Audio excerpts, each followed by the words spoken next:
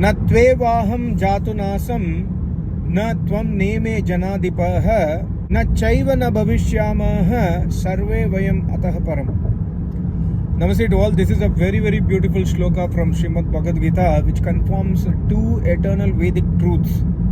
The number one truth that is confirmed in this shloka is that Sri Krishna Maharaj is not Almighty God. He is not Paramatma. He is Jeevatma. Number one. Number two, it confirms that Jeevatma is eternal and Jeevatma is uncountable, unchangeable. See, here Sri Krishna is giving the knowledge to Arjuna. Sri Krishna is saying that na tvevaham jatunasam. Hey Arjuna, it is not the case that I was not present in the past. It will be never a case that I will be absent in the future. I was always present in the past, and I am present now also, and I will always be present in the future. Also, Arjuna, please note that it is not that the case also that you were absent in the past, and it will not happen that you will also be absent in the future. And similarly, na janadipaha means you are standing here and there are so many kings and warriors who are ready to fight the war. It is not that these people also were not present in the past, and it is not that these people will be absent in the future also. That means neither these people nor me nor you will ever get vanished from here. So this is confirming a fact that number one, Sri Krishna is giving a beautiful knowledge. He is counting him equivalent to Arjuna, equivalent to the warriors. That means he is counting himself as a Jeevatma, number one. And number two, he says that, Jeevatma is eternal. Jeevatma is unchangeable, but uncountable. There are so many warriors here. You are here, I am here. So everybody will be present in the future also. So why are you getting sad? You are getting sad because you will be killing or fighting your brothers. That is the reason you are sad. But please note that nobody will ever die. In the next shloka, Sri Krishna confirms that just like we change our clothes, the body, the Jeevatma assumes a body, and it will go from a child to a middle-aged man, from middle-aged man to an old-aged man, and after the old age he will die. That Jeevatma, the body will get destroyed, and the Jeevatma will assume a new body. So I am confirming to you, Arjuna, number one, nobody will die, and number two, I am confirming to you that the Jeevatma will take the next birth just like we are changing our clothes. So do not get into sadness, do not get into momamta. That is why in the next shloka Sri Krishna says, Dhiraha na muhyati, Dhir Purush, those Purush who are Dhir. Here it is Dhir means yogi, rishi, tapasvi, muni. These people will never get into moha. They never get into attachment because they know that everybody will die, and they know that nobody will die. Everybody will die means they know that everybody will change their bodies. Everybody will go from one phase to another phase. At some point of time, everybody should leave the body, but they know that nobody dies. They know that we are all Jeevatmas. That is why Dhir Purush never get into attachment, never get into momamta, never get attacked by Maya. So you also understand this truth from me, Arjuna, and fight this war. You must fight this war. So he is inspiring Arjuna to fight the war by giving the Vedic knowledge. See, without understanding the Vedic knowledge, even Sri Krishna cannot speak Gita shlokas. Nobody can speak any, knowledge without understanding the Vedas, because Mahabharata confirms that Sri Krishna also studied Vedas from his Acharya, Sandipan Maharishi.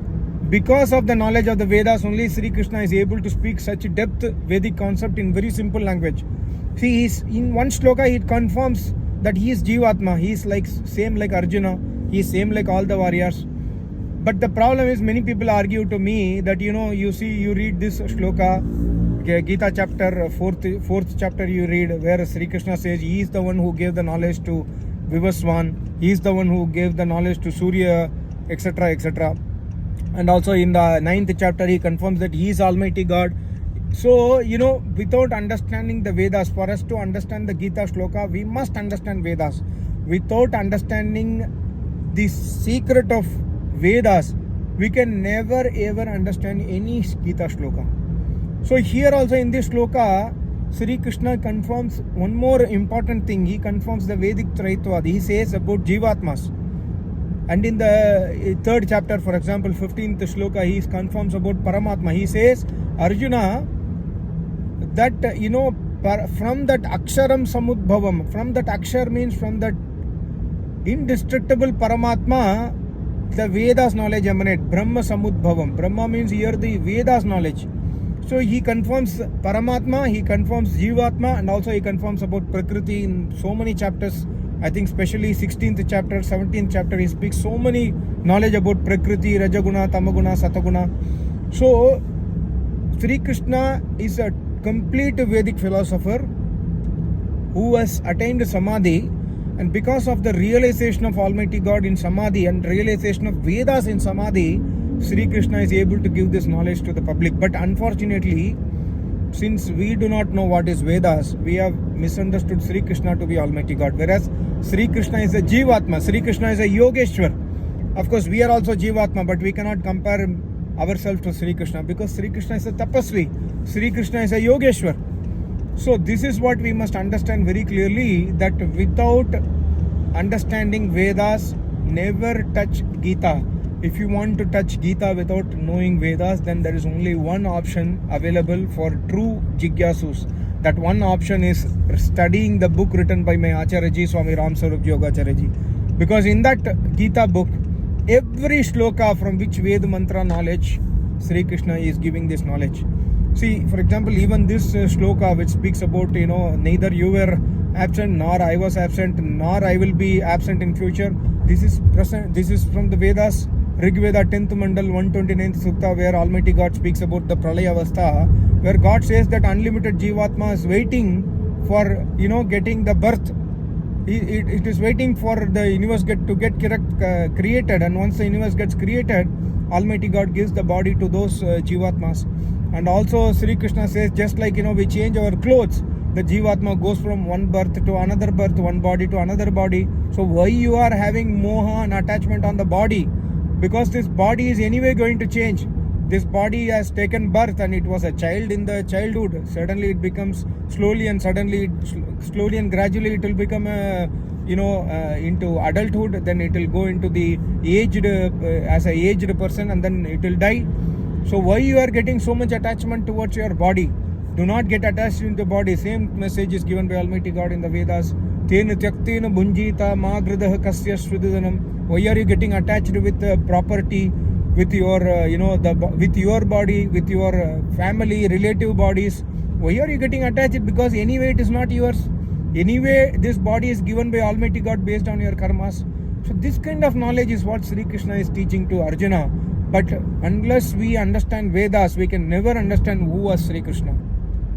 And of course, people argue with me that what is wrong in worshipping Sri Krishna? He is such a great philosopher. What is wrong in worshipping Sri Krishna? Even if you say that he is a Yogeshwar, but he has given so much of knowledge, why can't we worship Sri Krishna? See, Sri Krishna did not tell to worship him, number one. And number two, Vedas, Almighty God says, this is my Prithvi. I have created the universe.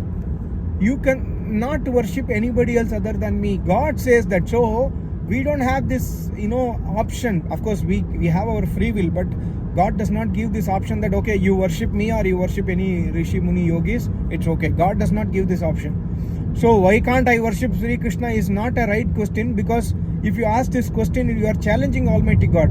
You are challenging the Vedic Sanatan Dharma, and we cannot challenge Vedas, we cannot challenge Almighty God, because we are living in the world created by Almighty God. We must be thankful to Almighty God. We must be obedient to Almighty God. We must be listening to Almighty God through an Acharya. We must listen to Vedas from an Acharya. Then only we can be obedient to Almighty God. Otherwise, people build statue temples of Sri Krishna and then worship. So anyway, we cannot stop them. It is their own karma. But end of the day, the result is always awarded by Almighty God. That we must be very clear. Thank you so much. Namaste. Om.